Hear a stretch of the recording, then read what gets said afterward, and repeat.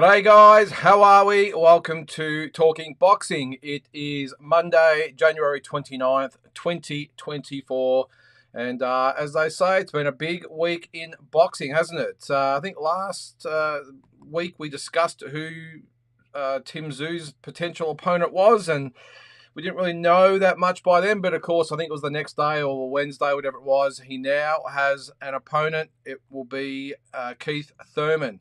What do we think of that? It's I did look, to be honest with you, I did actually hear I think it was last Tuesday, maybe Wednesday morning, that it was going to be Keith Thurman, and I have to say my source is always very, very, very reliable, and I didn't believe him.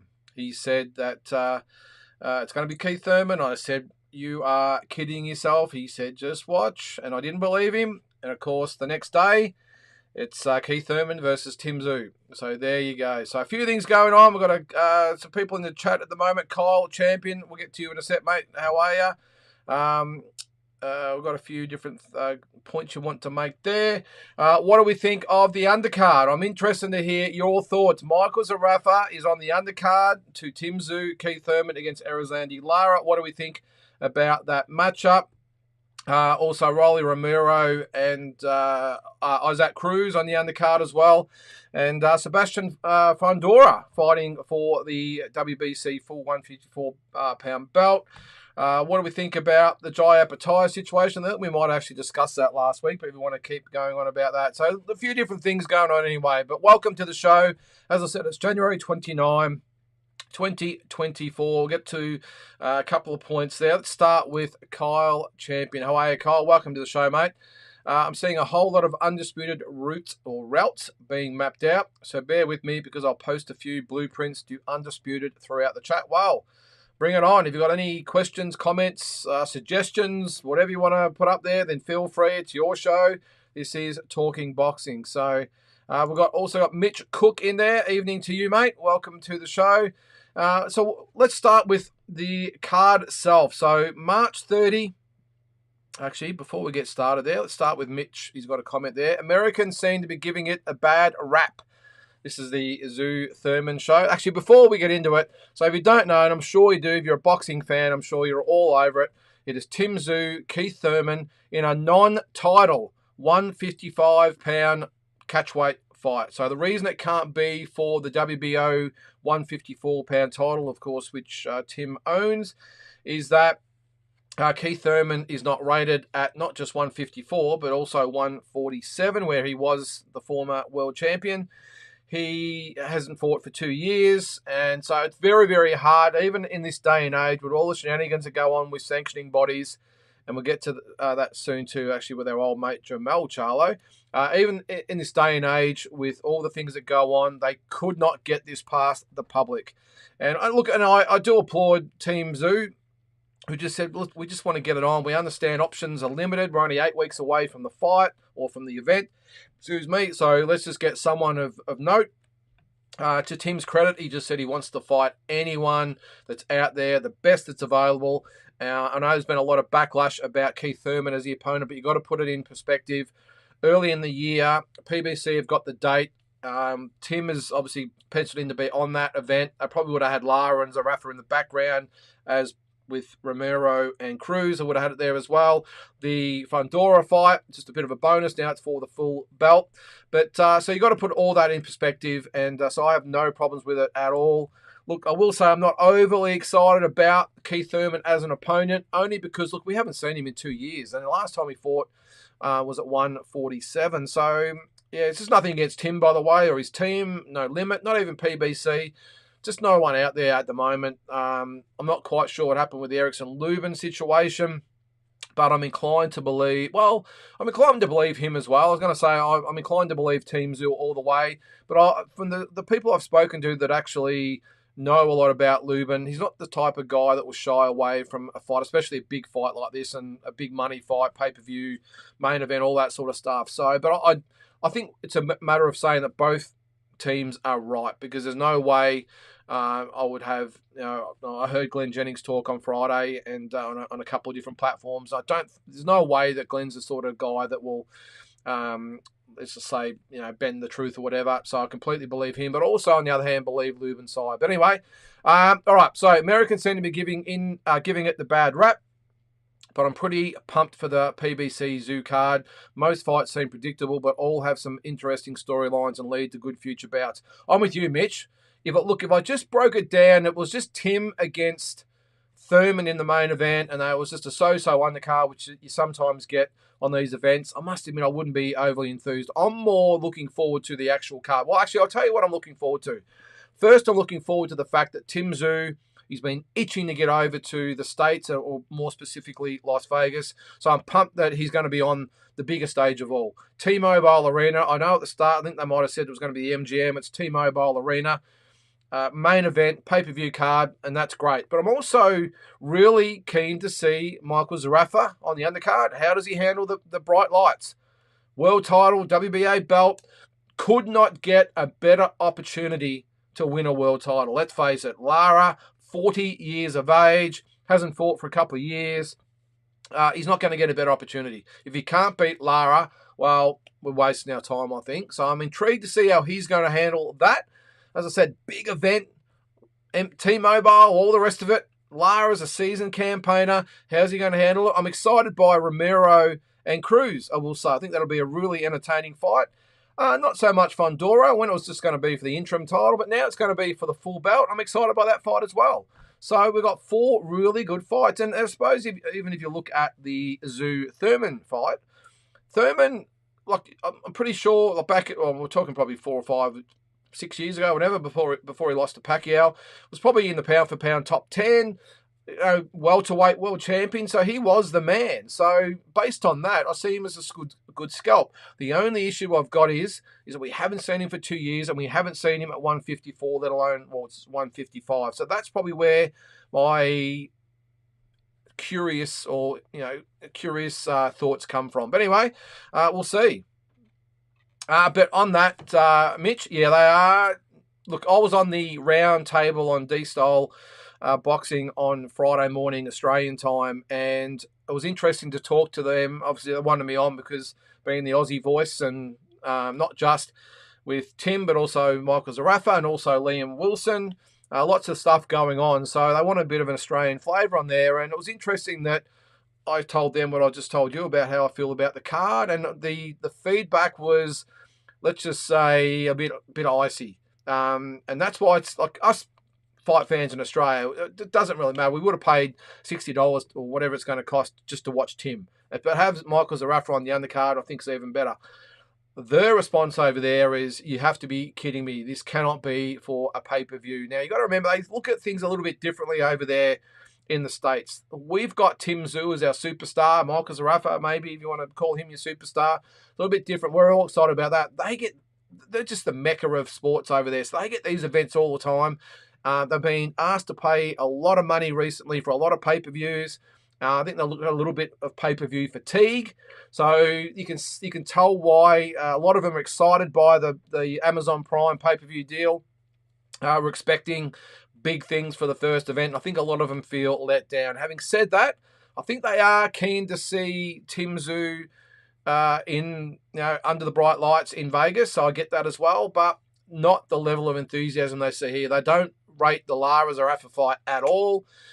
Surprisingly, they don't really rate the Romero-Cruz fight either, which I find quite surprising. I think that's actually not a bad fight. Fundora, they seem to be a bit more of a fan of, but it's interesting. But as I said, we just see things a little bit differently to what they see it over there. And as I said, because they get so many big events, big fights, of course, everything seems to be revolve around the States. They get a little bit spoiled by everything. Whereas we're all excited here about seeing Tim over there. They're not so pumped. But we'll see how the pay-per-view numbers stack up, which will be the big test. All right, Kyle says, Michael Zarafa reportedly sitting next to Tim Tszyu on the trip to Las Vegas. I did see the question asked to Tim Tszyu today at the airport, Kyle. I wasn't quite sure what to make of it because I think he just sort of brushed it off. I think he joked that, no, Michael Zarafa's a few sections back down in economy, I think he was sort of alluding to. But wouldn't surprise me. Look, end of the day, I know Michael Zarafa, he wants that Tim Tszyu fight. I don't think it's as tense as it used to be, because I've just got a feeling that unless it absolutely comes down to the point where the fans are demanding it, the boxing world's demanding it, it suits them, I don't think they have Michael Zarafa in their sights at all, does Tim Tszyu. So I don't think they would probably care too much about this, to be honest. And I doubt he'll be sitting next to Zarafa, but I'm sure he'll be sitting next to Glenn Jennings or Matt Rose or George Rose going over there. But yeah, so I think it's a little bit one-way traffic, I think, now, Cole. So I don't think there'll be too much grief if they do, in fact, sit next to each other, even though I don't think that'll happen. Don't forget, they've got to go to all the presses in the States. They might even be training around the same gyms. Although I doubt it, I think they'll go their own separate ways. I couldn't see that sort of happening, to be honest. But they've got to be in Vegas, as I said, going to all the press conferences and interviews and obviously weigh-ins, all that sort of stuff. There'll be a lot of things they have to do together or at the same time. So I think they'll be professional and get on with it, because, as I said, I just think it's all one way. I think they'd probably get over there and not be too bad around each other, I wouldn't have thought. But we'll see.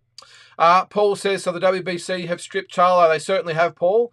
They have taken that belt off him after 2 years of not defending it. He last fought for that WBC belt in the unification fight with Brian Castano a couple of years ago. Well, about 18 months ago now, I think it is, maybe a bit over.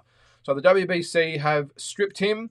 Now Sebastian Fundora will fight Serhii Bohachek, I think that's how you pronounce it, the Russian, for the full WBC 154 belt. So that pretty much leaves...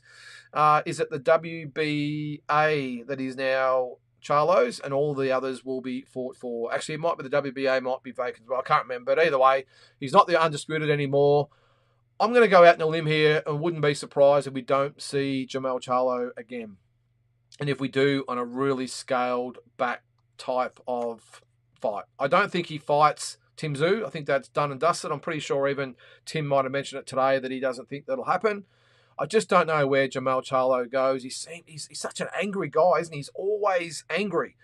And the performance he put in against Canelo, I'm not sure whether he can come back from that and be, what is it, the Lions only that he talks about himself as. So I hope he does, by the way. I think he's still got plenty left in him, but he's just that type of guy where, and probably his brother as well, where boxing just doesn't seem to be the be-all and end-all, what it should be at that level. So we'll see. Carl, the boxing kangaroo, how are you, mate? I'm betting Tim fights Errol Spence after this fast. Well, I don't need to get your thoughts then, Carl, about what your thoughts on Thurman and as a opponent for Tim Tszyu. Well, where's Errol Spence at? Carl, where is he? I know he's back. He looks like he's about 85, 90 kilos at the moment. I saw a bit of vision of him the other day doing a little bit of skipping.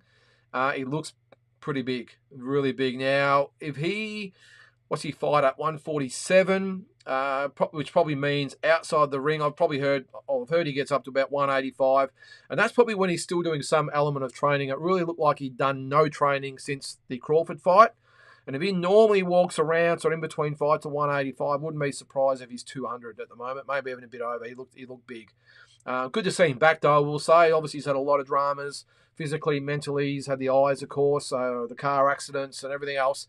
So I'm glad to see him back. Will he be in line to fight Tim Tszyu? I suppose that's up to him, Carl. I think if he can come back, get a win under his belt, look okay, I definitely think he's someone that Tim Tszyu would look at for sure. Why wouldn't he look at Errol Spence? He's still a big name, and we've got to put that last performance behind him. Plenty of great fighters in the past have had a bad loss, so I'm not wiping him off or wiping out his credibility in the sport based on the Crawford fight. Yes, he was owned by Crawford, but it's not the first time that, when two stars have fought and one has had a comprehensive victory and the other one's come back. So, I'm just, as I said, glad to see him back, and let's hope he fights Tim down the track. I think it'll be a great scalp for Tim Tszyu. All right, what do we got there? Thurman is a bigger name than Lubin. Yeah, no, you are right there, Carl. Without a title, Lubin is irrelevant, but Michael Zarafa on the same card as Tim Tszyu. I love the irony. It is very ironic, isn't it?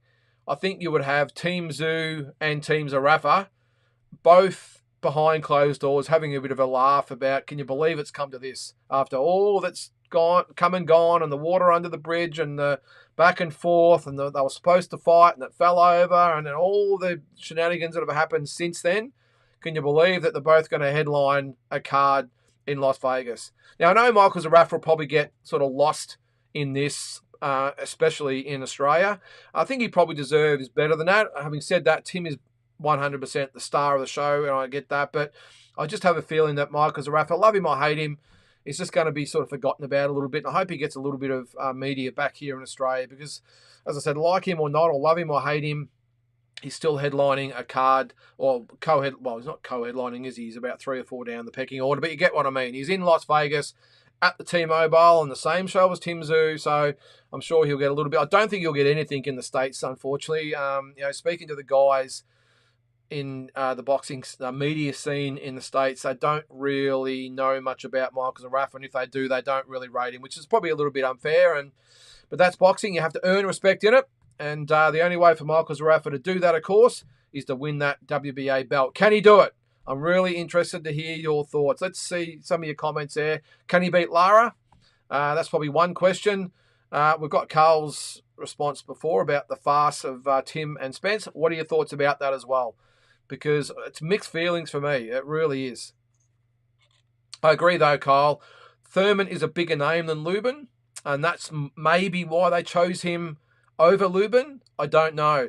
Maybe what's happened is you've got the PBC guys sitting around. They've said, all right, well, we're going to have Tim Zhu as our main event on the pay-per-view. Who can we put him in with that's actually to be credible? Now, Charlo's not available. Crawford, for one reason or another, didn't want this fight. Spencer's unavailable. Ortiz only fought a month or so ago. Maybe they're looking at him maybe later in the year for Tim. So they've got to look at their event and say, okay, how are we going to sell this pay-per-view? We need a name. And if you put up in lights Zhu versus Lubin, or what's happened over there, Lubin versus Zhu, whatever the way they go for it, it's not really pay-per-view. Like, it doesn't jump out you and grab you by the collar and shake you and say this is a credible pay-per-view. So I can understand why they've gone for Keith Thurman in that respect. He is very well known, although having said that, only one fight in 4 years or 5 years, whatever it's been. A lot of fans have either forgotten about him, or new fans coming through don't really know much about him at all. So it's a risky one, but as I said before, I understand that they've just had to put this show together. They've got a quota to fill as far as the pay-per-views go. A bit like No Limit do here in Australia. Sometimes the pay-per-views probably aren't what we would deem as pay-per-view worthy, but they've got to fulfill the quota, and maybe it's just Thurman or nobody. Excuse me, maybe that's just what it's come down to. So I agree with Eddie Hearn. I will say the card looks a little bit thrown together for me, but sometimes you don't have the luxury of sitting back and having months and months and months to put this together and everything just aligns.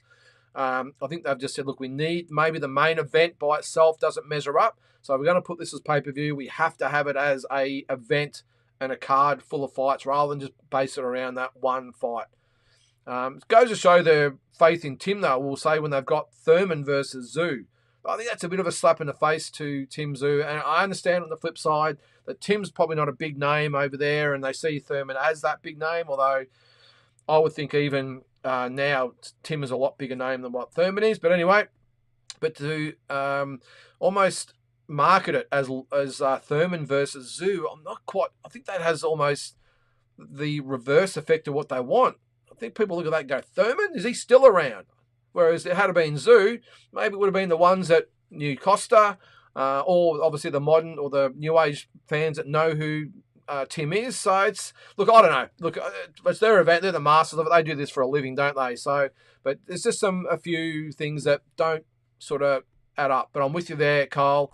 The irony is very, very thick that Tim and Michael, after everything that's happened, are going to fight on the same card in Las Vegas. Axioman 1 says the WBC have declared Charlo champion in recess. Yeah, I didn't actually mention that, Axioman, so thanks for pointing that out. Yeah, so I can't remember who it was before said, has he been stripped? Yes, he's been, well, he could probably call it stripped, I suppose. He's no longer the WBC champion for Andorra, and who was it? Boachuk, whatever you pronounce it, will fight for the full title. Charlo is a champion in recess. Now, if you don't know what that means, it just simply means when he decides to come back, whoever wins that belt must fight him next. He is the mandatory challenger. So if he decides in September that he wants to come around or fight again, then either Fundora or Boachuk will have to have the next fight against him. So that's what the champion recess means. I'm not quite sure how it works with all the other organisations. They're all got their own sort of rules, but I'm assuming that it will be pretty similar. If Michael beats Lara, Adames is a PBC fighter as well. It could set him up for a unification. If Jamal moves up, which is looking like the plan, he'd be on the next Zoo card if Zerafa wins. Yeah, I definitely agree with you there, Kyle, that I think we've seen the last of Jamal at middleweight. Now, I would think at this stage he would know that. He didn't make the catch weight of 163 in his last fight. So I would think they would know he's not going to make 160. Give up the belt. Just give it up.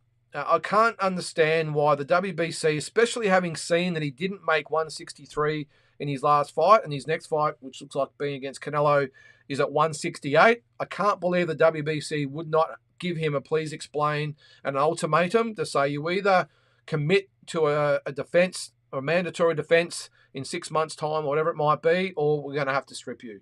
Get some sort of indication from Jamal what he's doing, and if he's not, or he hasn't got anything in mind, or can't commit to anything, then strip him. It's just common sense. I just don't understand. I don't know whether he's got photos of the WBC committee. I don't know. But why haven't they stripped him and he hasn't defended that belt in 2 years? It just doesn't make sense. But Adames, yes, he's a PBC fighter. So set him up for unification. Oh, okay. So if Michael beats Lara for the WBA belt, Adames is the WBC number one, I'm assuming there. Yeah, and you're right. Could be on the next Zoo card because he looks like he's going to be invested in by PBC to be on these pay-per-views, which is great. Hence, or obviously he's got to beat Thurman yet. I'm not quite sure the rules against again though, Kyle. I think we talked about this last week with Jai. I'm not sure whether a belt holder can fight.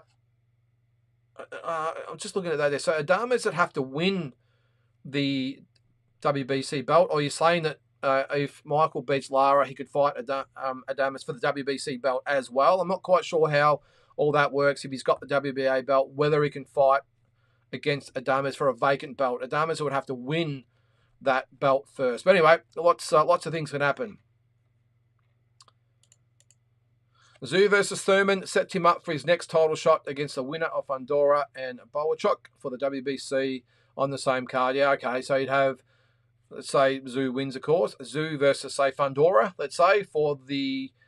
Yeah, that would make sense, WBC and WBO, and then you might have Michael Zerafa against Adames or whoever else. But, yeah, look, it does make sense. Could the two carry another pay-per-view card unless there is this situation like with Rowley and Cruz and Fundora, Boachuk on there as well? I'm not sure. I'm not sure whether Tim and Michael could carry a pay-per-view card in the States by themselves, unless maybe Tim fought maybe Crawford or someone like that. That doesn't really matter who you got on the undercard of that, of course, because Zoo Crawford would be, or Crawford Zoo would be probably the biggest, well, one of the biggest fights of the year. So lots of things can happen there, Kyle.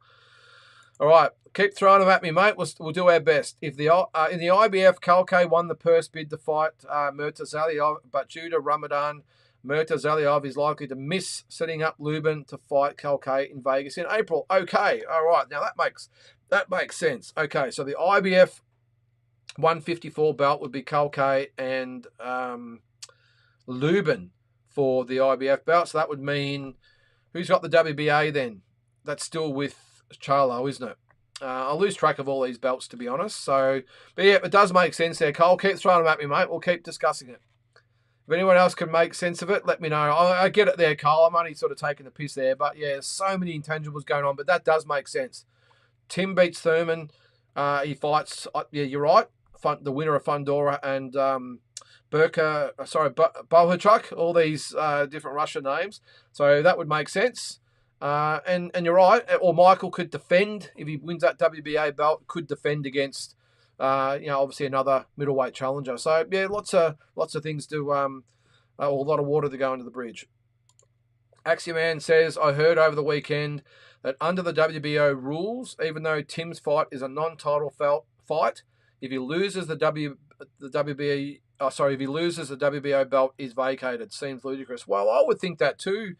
But unless that's a new one, obviously the WBO have only been around, about 35 years only, but they come into it in 1988. Now, I know around that time, following boxing at that time, it wasn't always the case because you had fighters fought so often back then. I remember, the Chavezes of the world, and well, not just Chavez, but all the champions had non-title fights in between fights, and if they lost, they didn't lose the title. Roberto Duran lost. I know we're talking the 70s here, by the way. Roberto Duran lost to Esteban de Jesus at lightweight. Now, Duran was the undisputed world lightweight champion. He lost to de Jesus in a non-title fight. I can't believe that they fought in a non-title fight, considering the legend that de Jesus was. But it was a non-title fight. They then fought for the world title after that. So Duran kept the belts even though he lost. So back then, if you were the champion and you lost a non-title fight, didn't matter, you still had the belt. So I'm not quite sure whether WBO have adopted this axioman or whether the other organisations have done the same thing. But that's really interesting. I would think unless it's actually at the weight and it's signed as a non-title fight and you fulfill your obligations as far as mandatories and voluntaries go, I can't see what the problem is. That's surprising. It is ludicrous, there, mate, if that is the case. All right. Mitch, bit off topic, but what on earth is going on with Ben Mahoney? Seems he's being shafted by promoters, assuming no limit. Any info? So many big fights out there for him. I was actually thinking about him the other day, Mitch. I saw a little bit on social media. He's obviously got some sort of deal, you would think, with No Limit, because his last fight was with them against Cohen. Cozy, who was it?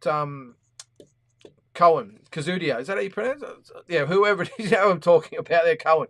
And he did beat him. It was a draw, wasn't it? No rematch. I would hope that maybe he's not actually with No Limit, so it was just a one-off type of thing, and maybe Cohen Mazudia, sorry, that's his name. The fight with him was maybe a one-off, and they haven't actually signed him fully, or else I'm sure you would have seen him on some of these cards. I've got a feeling he might be a free agent. He was before with Tasman, I think, was he? He fought on some of their shows, I'm pretty sure. I've got a feeling he might be an independent there, Mitch, which means I don't know him anything. Because if he was with them, unless he's injured or whatever reason there might be, there'll be no excuse for them continually putting on those cards. And how many cards have they had since then? Probably half a dozen. Especially when Cohen Mazudia wants the rematch. And he's got Ben Hussein out there as well. I know they've had a few back and forths as well. So I'm not quite sure what's happening there, whether it's by Ben Mahoney's choice or he's simply been left out in the cold a little bit. I might have to look into that a little bit, Mitch, because as I said, No Limit are pretty good at keeping their fighters active. The ones that want to be active, they like to keep them on cards, and obviously they need to fill their cards as well. So I think that would be the case. And if it is Ben Mahoney, if he's with them, why wouldn't they maybe look at matching up against Benjamin Hussein or a rematch with Cohen Mazudia on the Wednesday night cards they do, the Wednesday night on Fox? So yeah, I don't actually have any info, Mitch, but I will do some research on that and see what we can do, because you are right, there's some really big fights out there for him at 154. But whether he wants them or not, or just can't get them, I'm not sure. But as I said, mate, I'll look into that. Shane Sermon, how are you, Shane? He's done enough. Spence has, yes. I'd like to see him thinking of maybe retiring for his kids. I've got to say I'm with you there, Shane. I'm not against him maybe coming back for a fight, but maybe, come back at 160 as far as his weight goes. Come up against not necessarily a world, ranked opponent, not necessarily in the top 15. Come back against somebody and just get a win. And then just see where you're at. If you still look like, because look, my biggest issue with Errol Spence, and I hate to see it, he's still fighting and he shows the effects of a lot of trauma to the head. I don't really know how to tiptoe around it, but I think everyone can see it. He's showing signs of cognitive decline, and it can happen at that age. And I worry for him that we're seeing it at such a young age. Just the stuff you see, as they get older. So I wouldn't mind him for his own mental health, because you've got to remember, these guys, their ego is so strong, and they've probably been fighting since they've been kids. Very hard for someone to retire on the note that he went out with against Crawford, and that would be very, very hard for him mentally to put up with for the rest of his life. And unless you're actually being a fighter, especially at that level, I'm not quite sure you could probably understand it. But I would like him to maybe train down to 160, even 165, 168, whatever it might be. That's probably a little bit of it. Maybe 160. Fight a fringe contender, maybe 15 to 20, and get a win. And let's just see what you look like and whether he can go on at that level. Or worst case, he retires with a win under his belt, and I'm sure he could live with that. Knowing the type of fighter that Errol Spence is, I'm not quite sure he could go out the way he did. And the thing is, it's not necessarily, I'm just probably thinking or putting words into his mind at the moment, or into his mouth. It's not necessarily the fact that you lose, it's the way you lose. Now, if he had lost a decision or whatever it might, a close decision, I'm sure you can deal with that. But the fact he was just obliterated by Terence Crawford, that would be just grinding on him. So I'm all for both your points there, mate. Retiring, maybe, or if he has that burning desire, just get that one more fight under his belt against a not really dangerous opponent, and let's just see what he's got. And if he still shows that he's not where he was, then just retire and just back out. And he's made enough money and retire and be done with it. So, but only he can decide that, Shane. But I do understand what you're saying there. You will not see Errol Spence until quarter 3 or quarter 4 this year. If that, coming off cataract surgery plus the other damage, don't count on a zoo fight. Yeah, well, that's what I just said there, Kyle. I just put the zoo fight aside, even at 154. If he's going to fight again, fight at 160. Don't kill yourself to make weight, because the strain that would be putting on his body. It's not like he's losing 6 or 7 kilos like most fighters do. He's losing 15 to 20 kilos. It's just not healthy. It really isn't. It can put your body under all sorts of duress.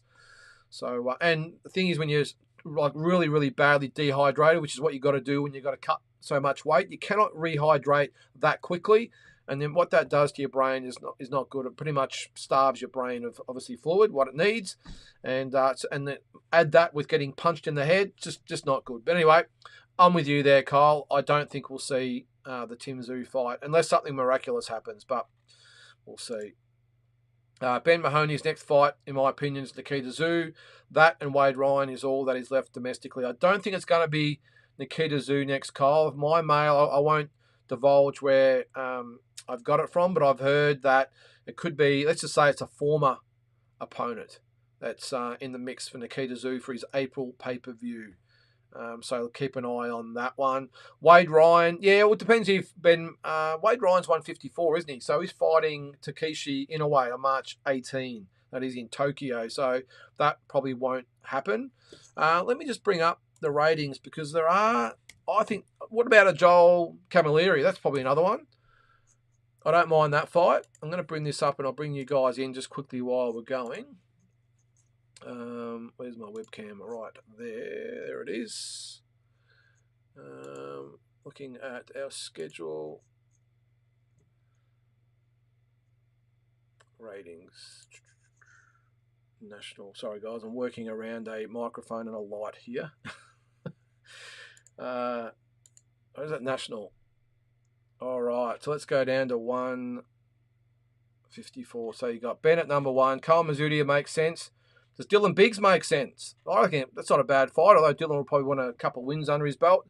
Joel Camilleri, Wade Ryan, Victor Nagby, dangerous fight, but probably doesn't make a hell of a lot of sense. Benjamin Hussein makes a lot of sense. I know that obviously they fought in the past, and that's probably about it. So he's got some options there, Kyle. What has he got? Even if he went to 160, obviously, well, Isaac Harbin. I think they're actually friends, though. So that mightn't work, but that's probably about it. But you've got Even at 154, so you look at Mazudia, Biggs, Camilleri, Wade Ryan, maybe down the track. They're probably the big four. So yeah, still some interest there for him for sure. I'm sure they'll find someone for him, Kyle. 2 years too late. Which one's at that, Carl? Let me know. I hope Mick gets a bit of Aussie respect. After all, he's been in the sport a long time, and those horn fights were wars. Yeah, they certainly were, Shane. Where do you start with this one? It's just a hard one. Look, I'm not going to be profess to be the biggest Michael Zarafa fan, and that's just for different reasons that I'm not going to get into here. But at the same time, he's put in the work, he's paid his dues, and I'm not going to say he deserves or doesn't deserve the shot, whatever. That doesn't matter. At the end of the day, he's got his shot. But as I said before, Shane, I just don't think, just a gut feel. I'm not sure he's going to get he's certainly not going to get the same attention as what Tim Tszyu is, but whether that's domestically or internationally or both, I'm not sure. Has he done an interview? I haven't seen any interview like on Main Event. Tim's been all over it. Ben Damon and all the other social media sites have been all over Tim. Haven't really seen much of Michael Zarafa yet. Now that's really surprises me. I would have thought it would have been big news, and maybe there could have been a press conference together. Maybe, who knows? But yeah, I'm with you there, Shane. I hope he does get his due for the fact that he's fighting for a world title. And whether you think Lara's a credible champion, whether you think he deserves a shot, whether you think he's a good guy or not, doesn't really matter. The fact is he has a shot at the world title, so he does deserve some respect there, Shane. So let's hope he gets it. He will get it in the certain circles. It's just be the general boxing fraternity, and you just got to look at all the social media comments and everything else. I do feel for him sometimes because I agree with what he says when he has said a couple of times, I got bad advice. I'm not afraid of Tim Tszyu. He just had bad advice from his team, who he's since parted ways with. And I believe him 100%. When you get to that level, that world level, you're not scared of other fighters. You make business decisions. But when I say you're not scared, it's not like you're coming up maybe in the back in the days with Tyson and these types of guys. Michael Zarafa is not scared of Tim Tszyu. I've said it on here a few times, and he got bad advice. But at the end of the day, he also has to wear the repercussions of his actions. He had the Tim Tszyu fight, signed, sealed, and delivered. And as I said, I don't think he ran from Tim Tszyu. I don't think he was afraid of Tim Tszyu. He listened to his team, who made a bad business decision because it pretty much obliterated his credibility in Australia and pretty much wiped out his chances of getting that fight with Tim Tszyu. Because Tim Tszyu, they moved on really, really quick. And I know Michael Zarafa really wants that fight down the track. But in my opinion, you listen to the No Limit guys talk, you listen to Tim Tszyu talk, and you listen to his manager, Glenn Jennings, talk. They could not care less about Michael Zarafa. And the only way that happens, Michael might talk it up, that's the biggest fight, Aussie fight since Green Mundine. The only way that happens is if Tim needs Michael Zarafa for whatever reason it is. He's not going to fight Michael Zarafa just to be a good guy and just because Michael wants to fight, just because of whatever reason. He'll only fight him if he wants his belt. If he happens to win that WBA belt, the only reason Tim fights Michael Zarafa, no matter how much Michael jumps on his pedestal and calls for Tim Tszyu, the only way that fight happens is if Tim Tszyu says, I want that fight because I want that belt. You only serve the purpose of that belt. So that's where I see that. But having gone back to your point there, Shane, yes, I agree. I do hope Michael gets his respect, especially if he wins. I hope it doesn't get lost in the whole Tim Tszyu situation if he has a good win. But I have a suspicion that's going to be exactly the case, Shane. I'm sorry. If Tim Tszyu wins and Michael Zarafa wins, unfortunately, it's going to be 95% Tim and 5% Michael, which is unfair, but that's just the way it is. And as I said before, the fact that he's got the whole or majority of the Australian boxing public offside with his management decision, he still had to agree with it at some point, and he has to wear the repercussions of that, mate. So I'm not saying it's fair, but it's just fact. It is what it is. Carl, I would have thought Nikita would be on the prelim card of Tim versus Keith. No, they don't want to fight on the same card anymore, Carl. They've done it once or twice. They did it at least once anyway. And from what I hear, it wasn't a good experience for the fighters, for the team. It was just really hard. You had big night for the train, obviously Igor, of course, plus the other team members as well. Trying to go back and forth. I had to leave Tim in the change rooms, especially when he comes to these big fights. I mean, can you imagine, a big fight like this one exactly? The T-Mobile Arena, Keith Thurman, massive fight, pay-per-view event at the T-Mobile Arena, and the team, Igor and the trainers and Glenn and all that have to go out to be with Nikita because he's their fighter, and then Tim's alone in change rooms. I'm sure obviously there'll be people with him, but he'll be sort of left alone for an hour or such, and they've got to come back, and everyone's got to reset. Nikita comes in. If he's had a good win, there's the euphoria. Tim's trying to get his game face on. It's just really, really hard. That's probably why I don't think it'll happen again. And not just that. Let's just say, for instance, Nikita went out there and had a bad knockout loss. Let's hope it never happens, but things happen in the sport. How would that affect Tim mentally? And I've had the same conversation about the Maloney boys as well. What would happen if the one that fought first got knocked out badly? How that would affect the psyche of the main event fighter. In this case, it would be Tim. So that's why I totally get why they don't fight on the same card, mate. But who knows, one day. They won't fight each other, though. I don't think that'll happen. Kyle says, not yet, Carl. Nikita has to clean out his domestic division, and we need a headliner for Australian pay-per-views. Yeah, good call, Kyle. They need someone back here to fight on the pay-per-views. I did hear that Sam Goodman will headline a pay-per-view in the next couple of months as well. March, maybe April as well. So look out for that one. I did hear the opponent they're talking about. I really hope it's not the opponent that they've mentioned, but again, I'm not going to let the cat out of the bag. But I did hear that, the next two pay-per-views, apart from Tim, of course, will be Nikita and then Sam Goodman. So I'm not sure they'll put Liam Wilson as a pay-per-view event here. Of course, it's the night before Tim and Thurman, so I don't think that will happen. I don't think they'd ask us to fork out $60 or whatever it is 2 nights in a row anyway. So, but yeah, you're right there, Kyle. Nikita will be holding the fort here in Australia while Tim goes off on the bigger and better things. And Sam Goodman, Liam Wilson, I don't know, maybe Isaac Harbin at some stage will keep the things nice and warm here. Shane. Actually, I'll just grab a drink there, guys. Apologies. All right. It is hot in here, by the way. Probably gathered by the sweat on my brow. All right. If Tim wants 3 fights a year, he almost has to take whoever signs on the line. Yeah, that's 100% right, Shane. They would say he wants to fight in March, and then probably June or July, and then October, November, December after that. They want 3 fights. Look, whether or not he gets 3 fights is another thing. The PBC might only commit to 2 pay-per-views with him this year. Then he might be able to have an Australian fight in between. So I know he wants to fight 3 times, of course. But I mean, if he has a out-and-out war with Keith Thurman, and it's a 12-round action fight, he might get injured, he might get cut. Might just be a really, really hard fight. Well, I don't think he's going to back up 3 or 4 months later. I think they would wait the 6 months and put him back in September, October, and that'd be it for the year. He doesn't need to fight 3 times. I think this day and age, with the training camps that are involved, hard fights, of course, I know people out there are going to say, well, back in the old days, I get that, but they don't need to fight that often anymore.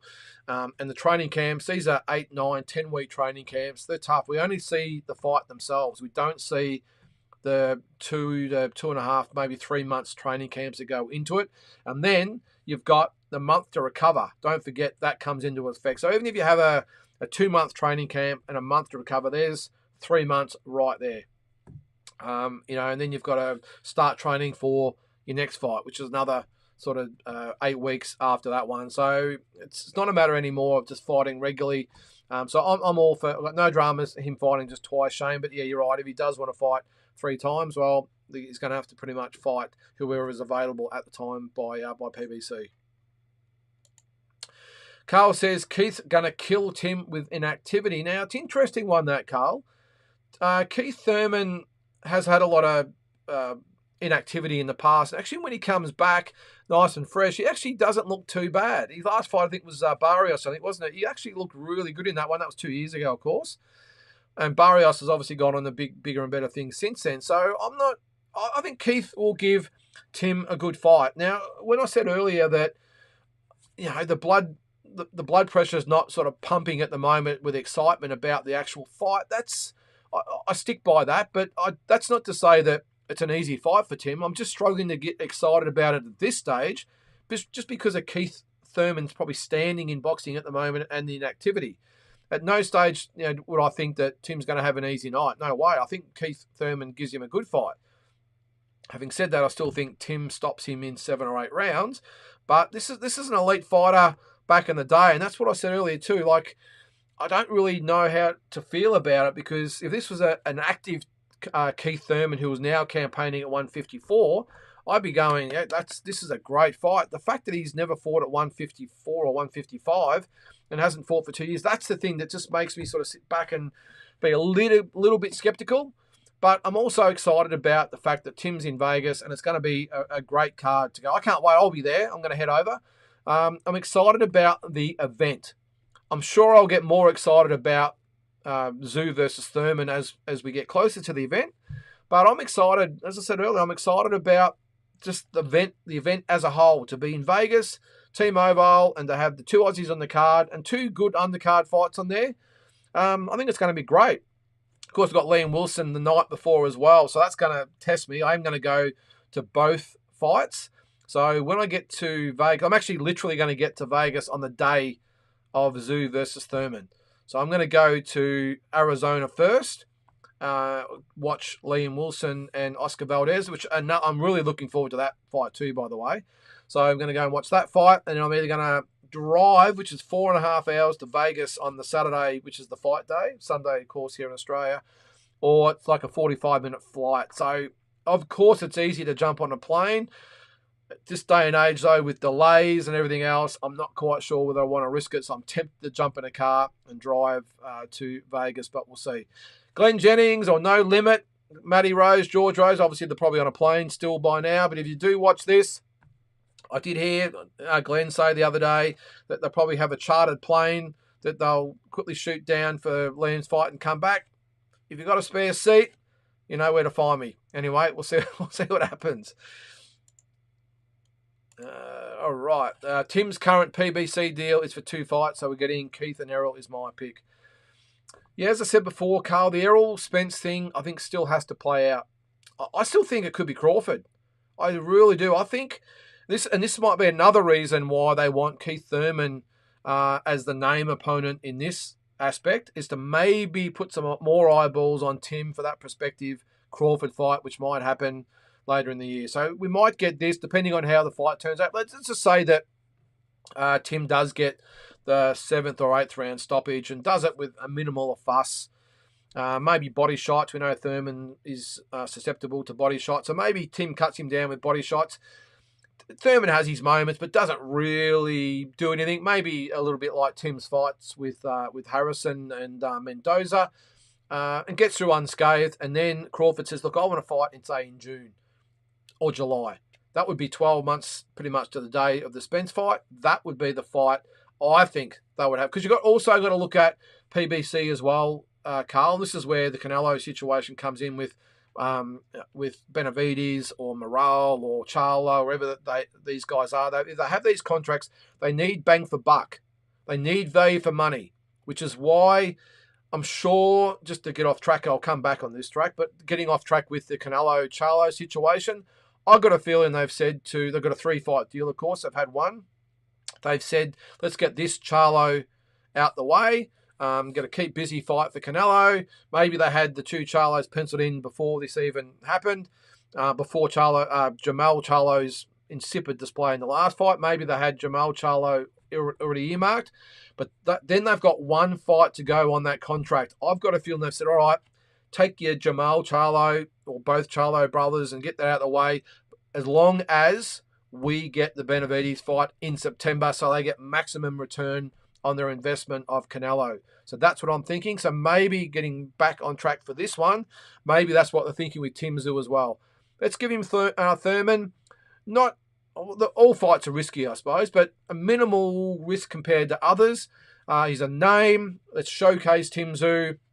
And if he looks great, has a really good win, gets a little bit more known in the sort of fight scene over in the States, let's throw him in against Crawford in sort of June or July. That might be what they're thinking, because if he's only got that 2-fight deal, they want, again, maximum return on their investment. What better fight for that return than Tim Tszyu versus Terence Crawford? It just makes sense. So that's what I'm sort of thinking there, Carl. And Errol Spence, I just don't think he's, at this stage, anywhere near a boxing ring, let alone a Tim Tszyu fight. And I would think they would want him to get one more fight before they throw him in against a Tim Tszyu or a Crawford. So I'm sure they were quite prepared to do the Crawford fight because of the contractual obligations with the rematch and everything else. But I don't think they, or the Crawford team, or PBC, and maybe not even the Spence team, really wanted that fight. So I just think it just adds up to maybe Errol Spence being put on the sidelines for a little bit with an asterisk of wait and see, and then let's look for Crawford in Tim's next fight. What do you guys think? All right, we're back on the scenarios, Kyle. If Israel Amadramov with Matchroom beats Kubanov for the WBA belt, that could set Tszyu's last stop to undisputed. One thing I want to see before the year ends is a double head up with Jai and Tim headlining. I'm not sure that will happen, Cole, because of course Tim is with No Limit /PBC, where Jai is with Tasman Fighters /Matchroom. So I don't think, you never know. I will say, I'm only just putting out there, I would think that you would have Tim wanting the headline and Jai wanting the headline, and both deserve it. 100% both deserve it. I'm not sure if that would happen, but we've just had Oscar De La Hoya dealing with Eddie Hearn over the weekend, and we've got Matchroom dealing with Queensberry in England, so anything's possible. But would we get No Limit dealing with Tasman Fighters? I'm not sure at this stage, which is a shame, which is a real shame. I would hope, and actually it could be possible, because I know Tasman Fighters are more so into the management side of things now rather than putting on regular promotions. So maybe they could say, well, we want Jai to have a big fight in Australia, but we don't necessarily really want to do it ourselves. So maybe we can work in with No Limit, because of course they've got the TV rights as well. So lots of things can happen. Let's just hope we can get all promoters working with each other. I mean, international guys are starting to do it. Oscar De La Hoya's already said as well, that he's willing to work with Bob Arum as well. He's obviously just worked with Eddie Hearn. So, yeah, let's see what happens. I don't think Eddie Hearn and maybe Bob Arum would work together. There's been a lot of back and forth between those two. But, hey, if there's money to be made, let's not forget, this is a money business. It's all about the coin. So, who knows what can happen. That's probably the only one I think's a long shot, but you never know. That's Bob Arum and Eddie Hearn I'm talking of. Andy, how are you, mate? Welcome to the show. And yes, I always forget to say, smash that like button, please, folks. Yes, please like, subscribe, share. We're pushing 900 subscribers at the moment. We want to get up to 1,000 soon, if we can. I'm not really good at doing this myself as far as all the social media marketing, so I'll leave that up to you guys. But if you like, subscribe, share, all that sort of stuff, that really grows the channel, and we get more people in here, which of course causes more debate and chat and everything else. Kyle, Matchroom and No Limit are two sides of one coin. They need each other. They have the best fighters. Make an alliance to build some massive Australian cards. Yeah, well, it could happen. The only thing there is, Kyle, now Matchroom, of course, are with Tasman Fighters. They initially came to Australia in alliance with Ace Boxing. No Limit, I'm not quite sure how all that works in together. I would love to see Matchroom come to Australia with a bit of a clean slate, work in with Tasman, work in with No Limit, and work in with Ace Boxing, because I would really like to see No Limit work a little bit more closely with current promoters. Now, I know that's easier said than done. There's lots of No Limit have come in. They probably upset a lot of promoters that have been around a while, and I understand that. But I would love to see No Limit work more with the established promoters here in Australia, maybe one each state. Dean Lonigan sort of got the ball rolling before COVID, so 2019, 2020, when he had the National Boxing Series. I love the concept. I did 3 or 4 shows with Dean. I was the Victorian guy. He had one in Canberra. He had Tasman fighters in Queensland. I know he might have been looking to work with maybe someone in Perth as well, but you get the gist of what I'm trying to say. So he sort of started it. I think No Limit's job would be a lot easier as far as getting talent on these big cards and showcasing Australia's talent, not just No Limit talent, if they worked him. And I'm probably especially looking at someone like Ace Boxing or Tasman Fighters. They've got, I think, a really, really good stable of fighters. I know Tasman are with Matchroom, so they'll probably do their own thing. But Ace Boxing put on some great shows. They really do. Always great shows to watch, free on YouTube.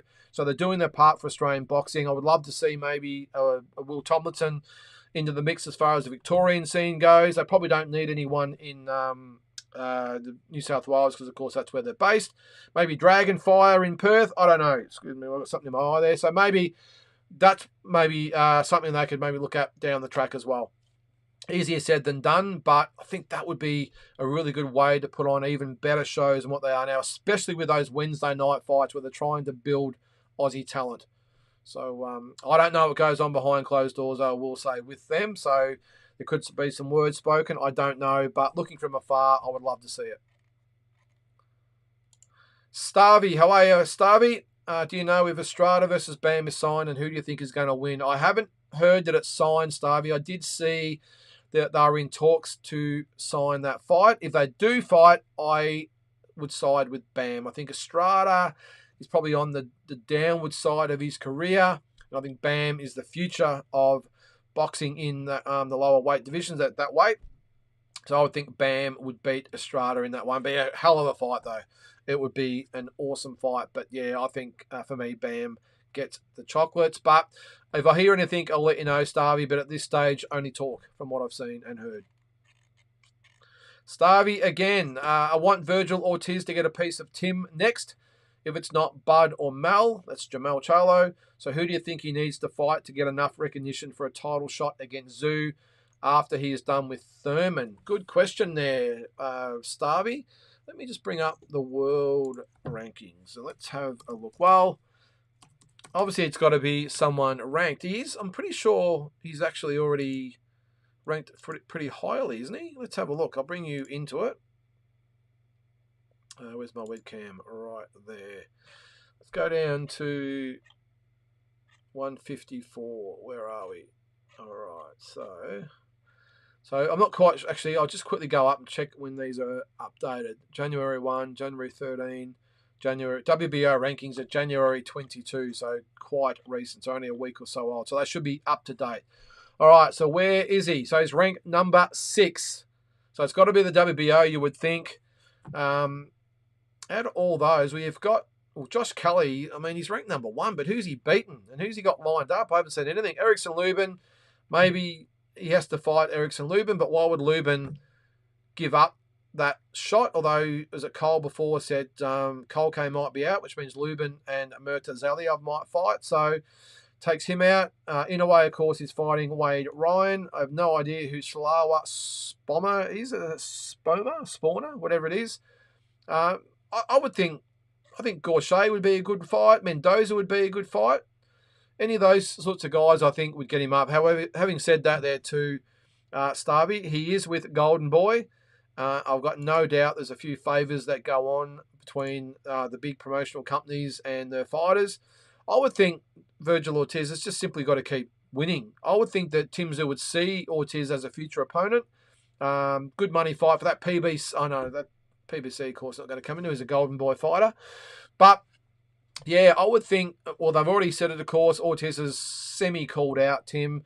Oscar has said they would be willing to come to Australia. I think that fight happens in the States if it does happen.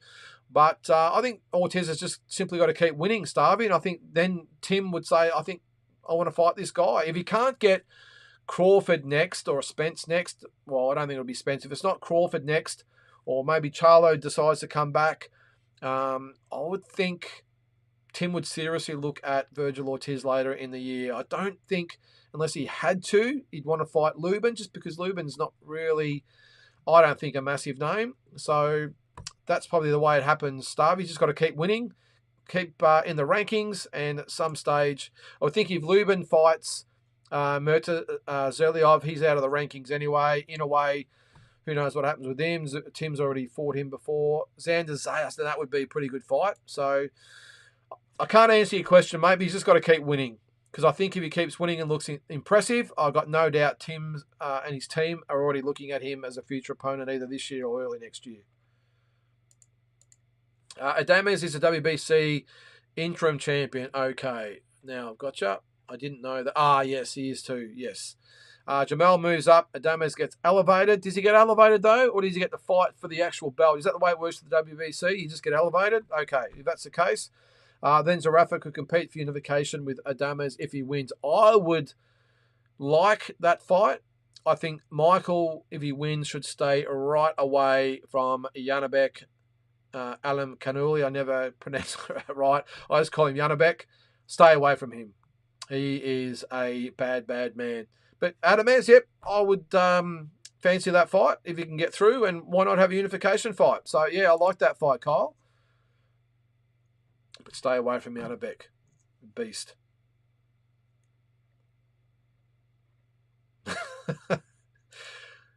More to you too, Starvey, with a little kissing emoji. Sorry about that, wrong emoji. Yep, all good, mate.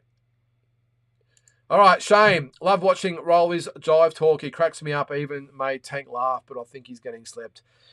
Mate, I've got to be upfront about Rolly Romero. I agree with you. He's entertaining. He's value for money, but I think I did see somewhere that he said he was the saviour of boxing. Rolly, mate, just maybe take a step back, I think. I like watching him fight. I think he's a character, but is he a legitimate 140-pound superstar? Absolutely not. We saw that with Tank. Clean knockout. He was actually going okay against Tank, but as you know, with Tank, he's the type of guy that, you know, does nothing for 3, 4, 5 rounds and just explodes and it's all over. So I think he made Rolly look pretty good in that fight. Not a bad fight, this next one, I say, with Isaac Pitbull Cruz. I like that fight, or Isaac as they say overseas. We'll call him Isaac. I like that fight, but yeah, I just don't rate him, Shane. I just don't think he's. I think he got gifted that WBA belt. I'm not as I said, I like him as a fan as far as entertainment goes, and he gives value for money. But I don't see him as an elite 140-pounder. I think Haney and Garcia and these Paro, I think, would demolish him. Of course, you got Taylor and Teofimo. All those guys are just a level above. Andy, all right, give us your opinion on the PBC Zoo Thurman fight, mate. Still of the opinion, PBC sent company man Thurman in to try and lift Tim's WBO belt to try and set up a Thurman versus Spence or Bud showdown at 154. But WBO wasn't having it, hence why belt not on the line. Yeah, not a bad point there, Andy. Or was the fact they're trying to get behind Tim and put him as a main event on the pay-per-view and just had no other name that was available on that date except for Keith Thurman. They've gone to the WBO. We've said absolutely not. And they said, oh, well, we've got to do what we've got to do. It'll have to be a non-title fight. Tim Tszyu said, I don't care who I fight as long as I'm the main event on the card at the T-Mobile Arena in Las Vegas. So lots of hypotheticals you could probably put out there, Andy, but I don't mind it. I just get a feeling they're trying to build Tim's profile more than sending in the company man. Is Tim bound by contract to BBC? If so, for how long? Well, I wasn't 100% sure, Andy, but I think it was Carl said before, it's a 2-fight deal. So it does make sense, as I said in response to that maybe Crawford's next. It makes a lot of sense. If it's not Charlo, then why not fight Crawford next? It makes a hell of a lot of sense for PBC and Team Tszyu and Crawford. Basically, we want Fundora. This is Cole Champion, all right, here. Okay, so this is breaking it down for us laymen. Basically, we want Fundora to win the WBC belt. Okay, tick. Lubin to win the IBF belt. Yep, tick. To set Tim up for more Vegas fights. Yeah, okay. Even if Tim doesn't headline, he will be fighting for titles in Vegas. Yeah, good point. So, yeah, it does make more sense than Charlo's still got the WBA belt. Not sure what's going on there. And even if Israel Madrimov and Magomed Kurbanov fight for the WBA belt, I think the appeal factor is 0 for that one. So I like it. I like that, Kyle. I would love to see him fight Fundora. I would like for him to fight Lubin. I think he knocks Fundora out. I think he knocks or stops Lubin. Yeah, so I think he's still going to be the man at 154. And unless Crawford comes up and we get a fight, I think you'll see Tim win all those belts along the way at some stage. All right. There's some form. I'm just going back there. Okay, so Starvey was saying that to to Andy. Okay, all right. Now I get it. Sorry. If you're listening to this on Spotify later, just disregard. All right. There's some form of drama with Mahoney. He's going through legal battles of some sort with promoters. Okay. He talks a little about it on Instagram, but has said he can't say too much. Well, yeah, well, if it's with promoters, you would think it would have to... Well, I'm just trying to think out loud. He was with Tasman. Did have the fight with No Limit. The only thing I can think of is that Tasman have entered the equation and said, well, we've just loaned you out to No Limit to fight on their card. You are still our fighter, because maybe Mahoney's been offered fights with No Limit, can't fight because Tasman fighters might be putting the foot down, and it's the issue with Tasman. It has to be resolved. I've got to say, Mick Francis and team at Tasman Fighters don't necessarily normally play that way. That would be out of the ordinary. They've let Isaac Hardman and a few of the others sort of go. Dana Coolwell as well. Taylor Robinson have all sort of left the nest. So I'm not sure that inclined. So I'm sure it'll all come out in the wash Mitch, but there's got to be some reason behind it, I would think, why he's not fighting. But as I said, I'm sure we'll learn about it at some stage. Carl says, Tim said it himself. He's not going for all the belts. He wants the resume.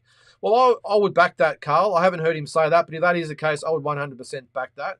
In this day and age, I know it's good to say I've got all the belts, but look what's happened to all those guys that have won undisputed belts, apart from Canelo, who is, the golden egg for all the organisations and promoters out there. So put him aside. The 154 pound has been fractured. The 147 has been fractured. In a way, hasn't really given them a chance to take them off him when he's been undisputed. He just gives them up and moves up a division, so that's a little bit different. So I'm with Tim on this one, Carl. I back in this day and age, it's not about being undisputed. I know it's great to puff the chest out and have all the photos taken with all the belts, but I don't see that affects your legacy. I think the greatest fighters or in history haven't necessarily won undisputed belts. So I'm with that. Go for resume, go for legacy over belts.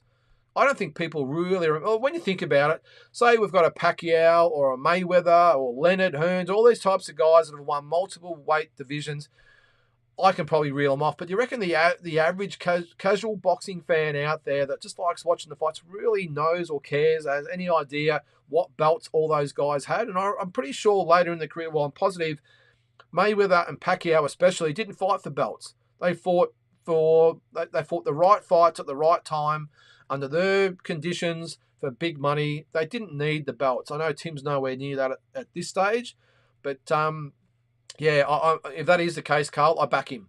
Legacy and resume over belts. How many belts can you have anyway these days? They see fighters these days, they can barely lift the belts. They've got that many of them. I used to joke with Jade Mitchell back in the day that he had more belts than fights at one stage. There's just so many belts getting around at the regional level, let alone at world level.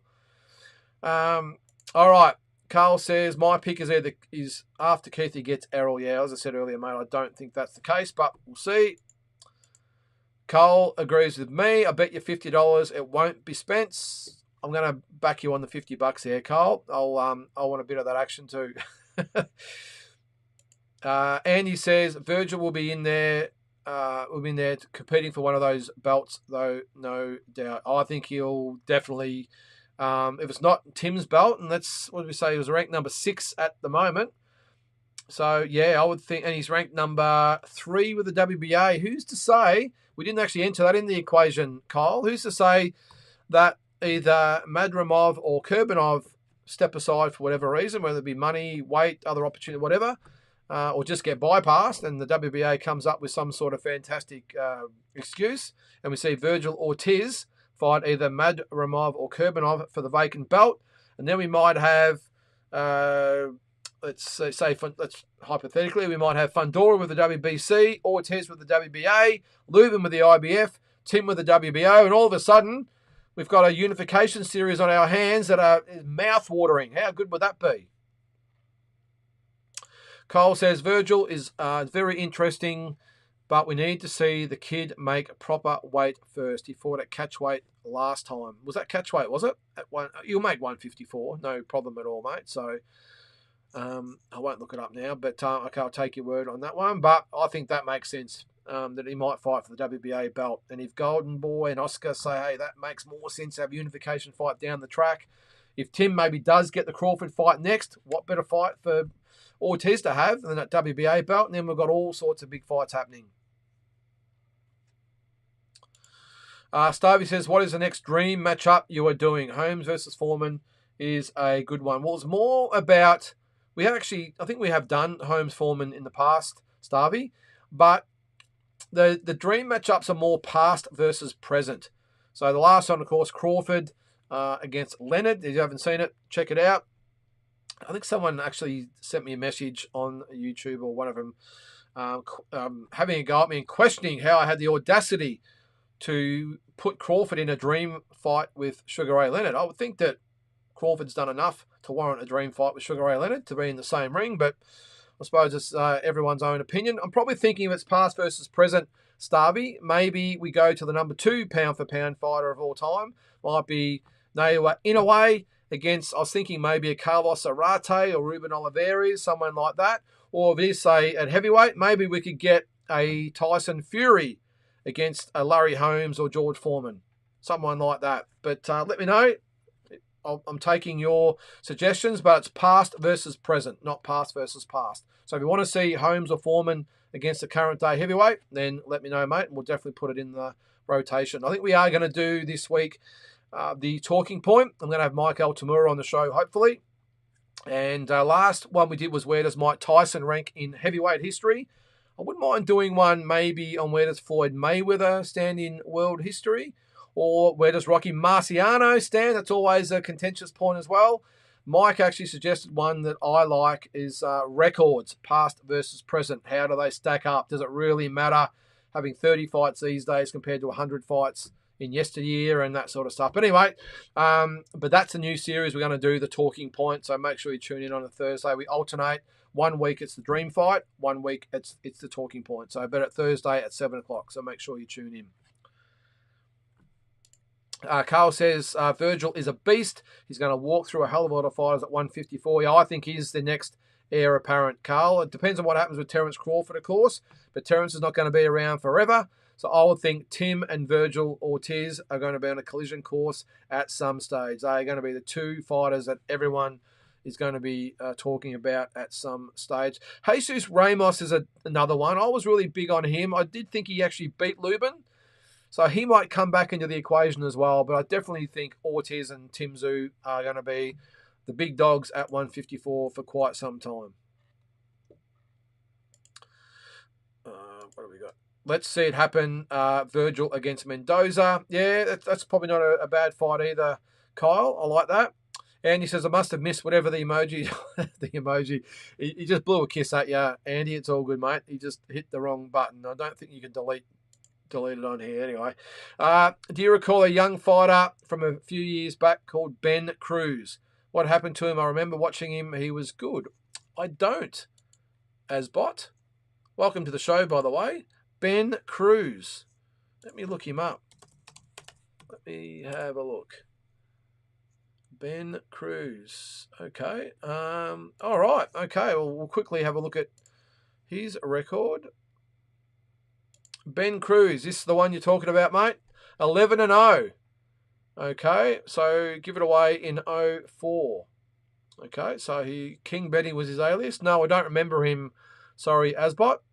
I don't know what he's up to these days, but yeah, it's a shame, isn't it? 11-0 and didn't keep going on with it. So it's, I won't say his resume's stacked, let's just say, but yeah, not a bad one. Yeah, but I don't know. Sorry, mate.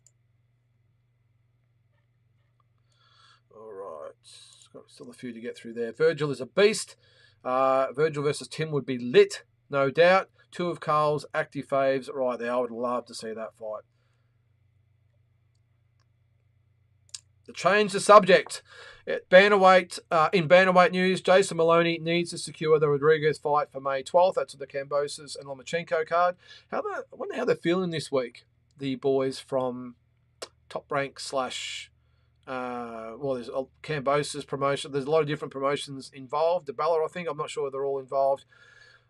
Announcing the Kambosos Lomachenko super fight in Perth. A couple of days after the announcement or the press conference of Tim and Thurman. So I think they're going to push it towards the end of the week. I wonder how they're feeling at this stage. I don't think they'd be too impressed about that. But anyway, this is Maloney. He has a shot at Undisputed. He can win that fight, but he must secure that fight and win. Well, mate, Jason Maloney wants that fight. 100% he wants that fight. Rodriguez, from what I've heard, I'm not sure whether it's actually been locked in, is fighting the Japanese fighter next, from what I've heard. Let me just bring up his record.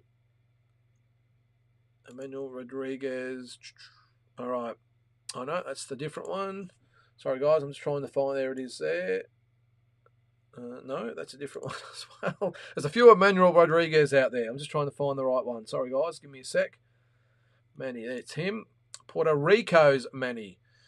Now, okay, so nothing on BoxRec at this stage, but he, from what I hear, is fighting the IBF number one, which is Ryosuke Nishida next, but nothing on BoxRec at this stage. But if that fight doesn't happen, that is his mandatory, so you'd think that would take precedence. I'm not quite sure, Kyle. The only thing I'll say there is that it's all about Kambosos and Lomachenko, of course. It's how much money they've got to spend on the undercard. Now they might want put that fight on, as long as it's not going to break the bank. And it depends on whether Rodriguez wants to come to Australia. Let's not forget that. I won't say he's the A side, but he won the first fight. He has got a belt like Jason does. Does he want to come to Australia for, I would assume, not massive money? Because the promoters always tend to focus on one fight. And let's not forget, you're going to have Andy Maloney on the undercard. You might have Alex Winwood. Not that that's a big money fight. I would think what I wouldn't mind seeing, and Jason Maloney is probably not going to like this. I would say, and I don't know anything about this, guys, and I'm going to try and find out, but I would think that the promoters involved, and there's about 6 of them, would put obviously Kambosos, Lomachenko, put Andrew Maloney as one of the main support fights on the undercard against a credible opponent, a world-ranked opponent. I'm sure that all the promotional firms will probably want one fighter on there. Maybe George Kambosos' camp wants a fighter on. Top Rank wants a fighter on, like they did against Haney. I think Top Rank brought out a few different guys. Maybe, all the promotional firms want, one fight on there. So there's not a lot of room. Maybe they could put Andrew on there amongst all the other fights there. And let's take Jason out of the equation and do a standalone fight with Rodriguez as the main event by itself. Because I think if those two guys fight for a unified belt, so WBO and IBF, I think it deserves its own clean air, I think. I'm sure that Jay's going to take the fight in 2 seconds, but I don't know. They're going to have him on the card, get him a voluntary defence or whatever it might be, and then maybe later in the year. I don't know. I'm just sort of thinking out loud, but I would like to see Jason and Rodriguez, if that is the fight that's going to be next, on its own show. And let's not forget that Jason had an absolute war last time out. Probably the hardest fight he's ever had in his career, bar the in-away fight, but that was hard for different reasons, of course. So when was that? That was a couple of weeks ago. I just wouldn't be surprised if we don't see Jason until the second half of the year. That's how hard a fight it was. So, June even at the earliest. So maybe do it in June or July as a standalone event here in Australia. That probably makes more sense to me. Or, actually, I was going to say they could do it in the States as well, but Bob Arum's actually said they'd like to do Jason's next fight in Australia. I want to see Jason headline. I want to see him headline his own event. And if it's going to be against Rodriguez for the unified title, give it its own event.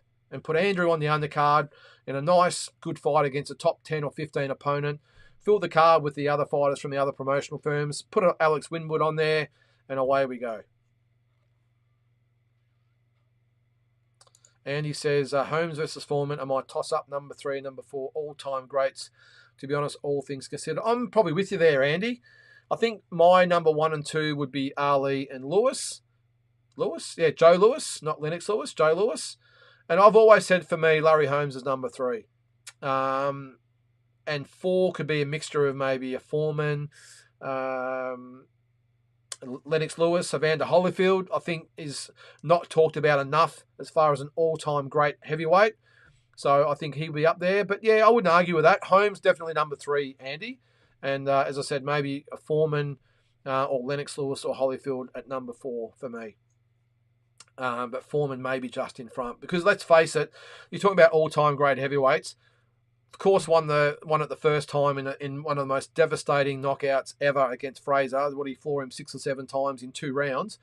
And then he lost the belt, obviously, to Muhammad Ali. And then won it, 14 years later after the first time he won it. It just, was that right? No, it was 73, 94, 11 years, sorry. So 11 years after first winning it, he won the belt back in 94. Just an amazing... 20 years, sorry. It's Monday. Won it in 73 and won it back in 94. I think that feat alone puts him at number 4, so good call. We'll move on. It's Monday here, so a little bit fried. Rick Glaser today was saying he believes Canelo will fight Jamal Charlo in May and Munguia in September. If that's true, what does David Benavidez do next, you think? Good question, Starby. I don't know.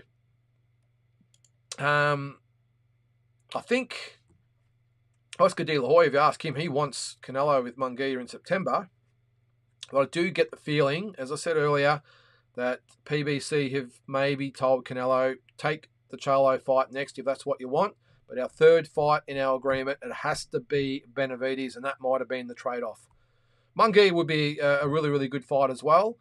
But my gut feel still says Benavidez, Stubby. But if it was Canelo and Munguia, then happy days. Maybe if it doesn't happen, maybe we'll get Benavidez and Morrell. Who knows? We've already had Plant, so that's out of the question. Have a quick look at the super middleweight ranks. Not really a lot around. Christian Mbili, maybe he fights him, Benavidez. That'd be not a bad fight. And that's probably the only ones for me that makes sense for Benavidez. If it doesn't come, let's just say Canelo fights Munguia in September. I like Morrell or Mbili. Good fights. And if it does happen with Benavidez, Canelo later in the year, well, maybe we could get Munguia and Morrell or Mbili. All good fights. Kyle says the Japanese at bantamweight are clearing the board. Nakatani and Inoue, yep, are both in championship fights on the same card. Both should win and fight each other for unification before the quarter 2 ends. Geez, so you think Nakatani and Inoue could fight? Wow, what a fight that would be. I think Nakatani gives him a not a bad fight, to be honest, although we always say that about Inoue, don't we? So, all right, so Inoue's obviously got all the belts. So Nakatani, hang on, we're at Superfly, hang on. So is Nakatani, Junto Nakatani, is he going to go up to 122, Kyle? Is that what you're saying? All right, anyway, we'll keep going on that. Keep me in the loop. All right, let's keep going through the comments here, guys. Got a few to get through before we finish up. I'd be disappointed if Jamal got his super middleweight shot over David Benavidez. In saying that, I'd probably still fork out. I'd fork out for any of them, mate. Cole says, if Jason beats Rodriguez, he'll be Japan bound, but Andrew Maloney may follow. Just needs to win a WBO title eliminator match on May 12 to start the Maloney boys' next card. Yes, 100%, mate. And that's what Andrew wants. He wants that WBO belt. Now, that's vacant at the moment. He's ranked number 3, Andrew Maloney, and you've got Tanaka and, is that Bakasegwa? The 1 and 2 opponents. So no matter what happens there, you never know. Andrew might get a shot at Tanaka for that vacant belt. Jamal will get knocked out by Canelo. He doesn't have the footwork of his brother in hiding. I agree. Tim versus Canelo in September. Yep, I'm with you there, mate. Shane says, Joel Kamakeo is working at the Zoo Boxing Academy, so he's out for Nikita. Yeah, good call, mate. Good call. Bit tricky, I think, at this stage in Nikita's career anyway. If David Benavidez doesn't get Canelo in 2024, I don't see how even the most die-hard Canelo fan can stand for that. Well, I'm one of them, mate. I'm a die-hard Canelo fan. Very, very hard to justify Canelo not taking that fight. I'm with you. I'm with you there, mate. But I've got a feeling it's going to be Benavidez, but we'll see. I used to think Jamal Charlo was the better of the brothers. This is Jamal Charlo. Yeah, it's just been in the wilderness for too long, Starvey. I forget what he even fights like, to be honest. I know he had the win on the last card a month or so ago. When was it? A couple of months ago, but yeah. Kyle says it's a bit of do or die for top-ranked fighters. The Maloney's are heading to the end. Come on, Kyle, go easy. They're only 32. Probably got 3 or 4 good years left in them, but if anybody loses top rank, we'll cut them. I don't think there'll be any top ranked fighters by the end of 2024. Well, they didn't cut Andrew Maloney, so that's one good thing. But yeah, anything's possible, Kyle. They've got to keep the younger fighters coming through, and the only way to keep those younger fighters coming through is to sort of cut a few at the top end. So let's hope that's not the case for another few years yet. What made the Thurman performance versus Barrios kind of weak was Tank moving up to 140, stop Barrios beforehand. Yeah, that's a good call. Kyle, I don't think Jason fights Rodriguez on the 12th of May. Yep, that's in agreement with me. This is due to Rodriguez having a mandatory defense against Nishida. The IBF has scheduled a purse bid hearing. Okay, that's where I've heard it too. Actually, man, it was. I thought the fight was done, but obviously it's still with the purse bid, so we'll see what happens there. Liam Wilson, Oscar Valdez, great fight for Liam. I'm watching that one. Can't wait, Carl. I can't wait to be ringside. It'll be an awesome fight. If you're going over there, try and get to Arizona and support Liam. I know it's a bit of a pain in the ass. It's only an hour's flight down, hour's flight back. So the tickets won't be overly expensive either. And the flight won't be expensive. So shoot down there. If you're going to Vegas for starters, it's only, as I said, 45 minutes to an hour flight. Go down on the day of Liam's fight, fly back the morning of Tim's fight, and then happy days. Not much time and money out of your vacation or holiday. We'll keep going through here. And he says, the die-hard Canelo fanboys already making excuses. Canelo versus Jamal fight was floated previously, but landscape opinions have changed, especially with Jamal's inactivity. We'll say, yeah. I think this fight, I've got a feeling, Andy, when Canelo sat down with PBC, I think this has been pretty much on the whiteboard since day dot. Both Charlos, I think they would have expected it or hoped for a better performance from Jamal, but it is what it is. And maybe Jamal Charlo's been bought into that as well, get the first win under his belt, and then we'll get the Canelo fight after that, and then the cherry on top will be Benavidez at the end. Business aside, Tim is perfect for Bud from Bud's team perspective. We've got a very good chance of seeing that fight. I 100% agree, mate. 100%. In other news, I think the Matchroom card in April is dead. The Saudis have our heavyweights, and Paro can't find a dance partner. Nearly everybody's busy at super lightweight except Prograis. That's it, yeah. Well, I think they've got the February, March fights over there anyway, Cole. I know they probably wanted one more for the Rihadi season. I think that was it, I think maybe Joshua was the last one. But whatever it is. So, yeah, I'm not too stressed about that, mate. If we don't get the April card, so be it. We've got the February and March. Mark Wynn, how are you, Mark? I think it'll be Thurman, then Bud. Spence is done after this rematch. I agree, mate. Congratulations, Jaime Munguia, stopping Ryder who went distance with Canelo. Just put him in the conversation. Yeah, it was a good win, wasn't it? Bud is a free agent. The PBC have a plethora of fighters at 154. I don't see them taking that fight out of the PBC. While I would see Bud's a free agent, so he might just sign a one-fight deal with an option maybe of a second fight after that, which would be maybe Canelo. Maybe PBC, they say, all right, we'll give you Tim, but you want a two-fight deal. You fight Tim first, and if you beat him, you fight Canelo next for his last fight on his contract. Just going through the comments there. Can't wait to see Jai versus Marius Breeders 2. I think Jai stops him this time around. I would hope so, Carl. Still got a feeling it goes the distance. If not, maybe 10th or 11th round stoppage, but I think it's going to be just as good as far as the first one. I think Breeders will come to fight. He wants his belt back, and Jai's improved so much, so I think that's going to be a great, great fight.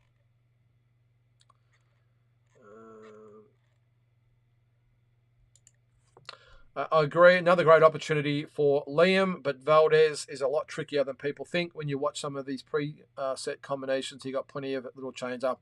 It's a tough fight, Shane. It is. As I said the other day, I'm probably more hoping that Liam wins rather than expecting. But I just really admire Liam and all the other guys, the Aussies that are just putting themselves out there to fight the elite guys around the world. I think it's great for Aussie boxing, and most of the time they're coming up with the victories. So yeah, I can't wait. Really looking forward to this fight, and it was straight on the agenda as soon as I looked at booking flights for Tim and Keith Thurman. Tickets not on sale yet, by the way. If you're looking for that, it is on the T-Mobile website, but not available yet. Just says TBA, so I'll let you know if I hear anything. And also with Liam and Oscar Valdez. So if you're going over there, there'll be plenty of Aussies. Don't worry. If Kambosos can't beat Loma, he's looking for the next big payday. Kambosos might as well fight Paro. Yeah, well, I'm not sure he'd want to go up in weight, though, Cole. That's the only thing. I think maybe he might fight Liam Wilson. If Liam Wilson beats Valdez, or I don't think he's going to fight Navarrete, but if Liam beats Oscar Valdez and George Kambosos loses, that fight makes sense. Looking to the future, Tim's not going to need PBC when he moves to 160. That's UK land. Yep, I agree. Starting to warm up to the idea that Kambosos has a decent shot at Loma. I've said that all along. Loma would have to would be a walkover for, what's it say? Decent shot at Loma. I thought it would be a walkover for Loma, but just feel George would do better than we think. Well, mate, I've said that all along. I think it's a good fight, great fight, and I'll be there for that. Can't wait. What happened to Mendoza's WBC interim belt? Fundora fighting for full belt. No Mendoza elevated. Did I miss something? Maybe because he just got beaten by Tim Tszyu, Jay, I would say. Where is Mendoza at the moment? He is ranked number 9. So obviously his loss to Tim has put him down the rankings. Yep, he lost it after the fight with Tim. Cole says, Beck Hawker looking to be on the undercard of Taylor Robinson. If I have my dates right, still scheduled the card and nothing on BoxRec. Watch his space. Yeah, I think she said she's got a year to go. Saw something on her social media. So let's hope she can win a title. Or I'd love to see her fight Sky Nicholson in an all-Aussie fight. That'd be great. I've never had an undisputed fighter ever. Tim just collected the belts. Damn it, you two, Jai. Well, Costa Tszyu won the undisputed. George Kambosos, I don't care what anyone says, won the undisputed.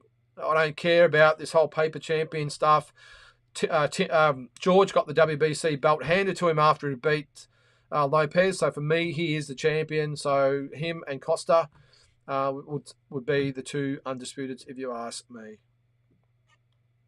And it's not Tim's fault that he only collected the belt. He wanted to fight Charlo. It's not his fault or issue. All right, guys, I've just got a couple more to go through there. Chris G, you're in the wrong spot there, mate. Maybe go somewhere else and troll that, I would say. I'm not going to give you the time of day.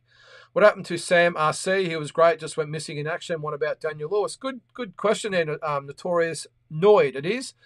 Not quite sure what happened to Sam RC. He was a really good young prospect, just went missing. Daniel Lewis, unfortunately, has some issues in his private life, mate, and hasn't fought since he lost to Fundora, and started his pro career in a blaze of glory. To be honest, he was doing great. Took the Fundora fight in Vegas, wanted to test himself, and yes, he lost, but wasn't disgraced at all. Real tragedy that he has gone missing. Let's hope he can get back. But as I said, mate, yeah, he has some issues outside. Why Perth? 100% comes down to what state put up the most money, mate. That's all it comes down to. I'm not sure whether you're from Australia. The big fights here just comes to who puts in the money to get the big events. It's all a big competition amongst the capital cities here in Australia, not like over in the States. Here, they all have the committees for getting tourism and everything else, and whoever puts up the most money. So, all right, guys, I'm going to leave it at that. I'm going to let you guys talk with Chris G in the chat at your leisure. I think we'll call it. Sorry if I haven't got to your comments there, guys. We might get to a few of those next week. But for all those that tuned in, really appreciate it. As I said earlier, keep a lookout for Thursday's Talking Point, Friday's weekly roundup, and this weekend I'm going to do a video on the 10 biggest fights ever of all time. So keep a lookout for that one. So always plenty of content on this channel. Remember to like, share, subscribe, all that sort of stuff. Really appreciate all you guys and girls that tune in each week. It's very much appreciated. And until the next episode, we'll catch you then.